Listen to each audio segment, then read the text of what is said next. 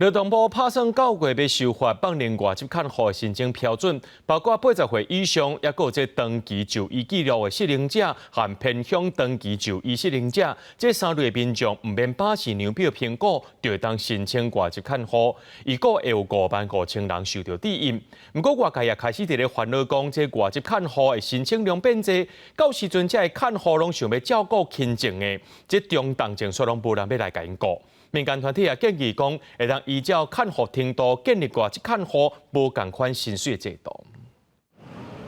台湾已经入来到社会化的社会，国内老大人照护的需求嘛对咧增加。劳动部建议9月修法，放宽外籍看护的申请标准，增加80岁以上的士大人，有长期就医记录的，适龄未当恢复特定病症的，也是有偏远地区医疗诊所长期就医记录的适龄者，唔免把是量表的评估，就当申请外籍看护，按算会当互55000人受惠。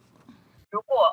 朝这个方向来去做适用对象放宽的话，可能包含要怎么样去做认定或者是评估的方式，然后实务上要执行，可能需要填附什么样的文件，这个部分我们建议可能需要请劳动部再找医界相关的一些团体进行沟通。其实巴氏量表的分数高低，其实只是让卫生局或者是说医师去知道说，这个患者的功能大概的公定标准大概是到哪边。那实际上到底他符不符合申请外佣，大概还是要配合就是相关政府的政策来进行。把持量表是当照家庭敢会当申请外籍看护的关键，对80岁以上是开放免评。家庭照顾者关怀总会讲，会增加53万潜在雇主，恐加引起抢工。嘛有一寡声音是真烦恼，讲未来申请看护的需求大大增加，需求比提供较济的情形之下，可能造成外籍看护是去当选亲，就是较会选亲情的患者，或中重症的患者，佫较歹找人。